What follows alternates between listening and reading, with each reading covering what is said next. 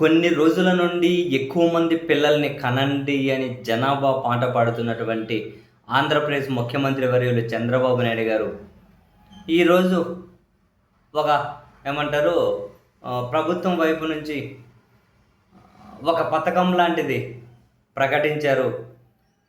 ఇద్దరు పిల్లల మించి మూడో బిడ్డ గనక మూడో పిల్లల కంటే 30,000 ఇస్తామని, నాలుగోసారి పిల్లల్ని కంటే 40,000 ఇస్తాము అని చంద్రబాబు నాయుడు గారు ఇది ప్రకటించుకుంటూ, ఆ ప్రకటించేటప్పుడు సార్ కాన్ఫిడెన్స్ చూస్తే నిజంగానే 30,000-40,000తో ఎన్ని అద్భుతాలు సాకారం అవుతాయేమో అని చెప్పి అనిపించింది.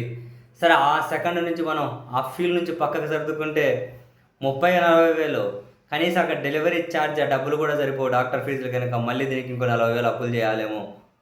అక్కడితోనే ఆగిపోయాను. పిల్లలకి నాకు తెలిసి ఫస్ట్ 6 నెలలకు డైపర్ ఛార్జీలకు కానీ సరిపోయాము. డైపర్ డబ్బులు కానీ ఏడ సరిపోతాయి?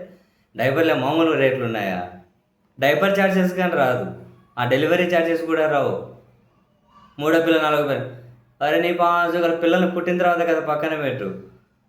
ఫస్ట్ నీవు ప్రెగ్నెంట్ అయిన దగ్గర నుంచి వాళ్ళు చూపించుకునేకి ఆసుపత్రి ఛార్జెస్ ఉంటాయి చూడండి, వేసుకునే ట్యాబ్లెట్లకి, టానిక్లకి, స్కానింగ్లకి. ఆ డబ్బులు కూడా రావు. ఆ డబ్బులు కానీ వస్తాయి? సరిపోవు.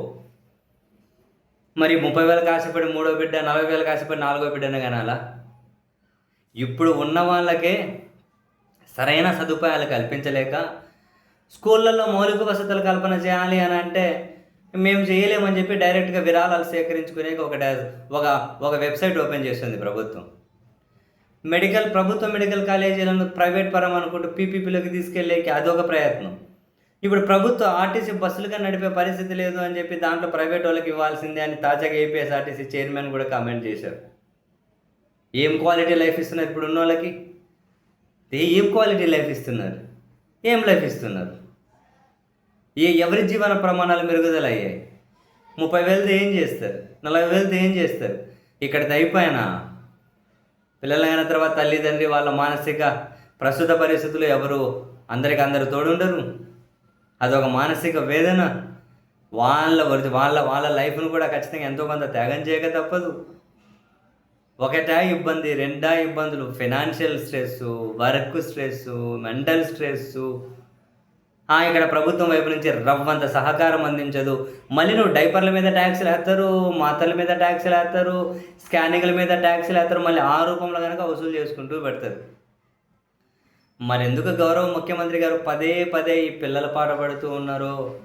ఏమైతే జనాలు తగ్గిపోని ఏమవుతుంది? జనాలు తగ్గిపోతే ప్రొడక్టివిటీ తగ్గిపోతుంది, ఆర్థిక వ్యవస్థ మీద భారం పడుతుంది అంట. ఇప్పుడున్న జనాలకు ఆర్థిక వ్యవస్థ మీద ఎట్లా నడుస్తుందో, జనాలు తగ్గితే ఇప్పుడు ఆర్థిక వ్యవస్థ కానీ దానికి తగ్గట్టు ఉన్నా సరిపోతుంది కదా జనరల్గా. మరి పదే ఈ పాట పాడడం ఎందుకు? ఎక్కువ మంది పిల్లలు కలిగే విధంగా, పిల్లల్ని ఎక్కువ మంది కలిగిన తల్లిదండ్రులు భారంగా ఫీల్ అవ్వకుండా పాలకులు అటువంటి ఎన్విరాన్మెంట్ క్రియేట్ చేస్తే వీళ్ళే 30,000-40,000 ఇవ్వక్కర్లే. ఆ 30,000-40,000 ఆశపడి మూడో బిడ్డ 4 బిడ్డను ఎవరు కనరు. ఇంక తప్ప కనే వాళ్ళకు ఇదేదో కలిసి వస్తుందేమో అంతే. ఇంకా దీనికోసం ఎవరు కనరు కదా, కనే వాళ్ళకి ఇది కలిసి వస్తుందేమో. చంద్రబాబు గారు 30,000 ఇస్తారని చెప్పి ఎగేసుకుని ఎవరిన మూడో బిడ్డను కంటారా? కనాలనుకున్న వాళ్ళకి 30,000 మనకి వస్తుంది. అన్న తర్వాత ఇది ఏమన్నా ప్రయోజనం ఉంటుంది?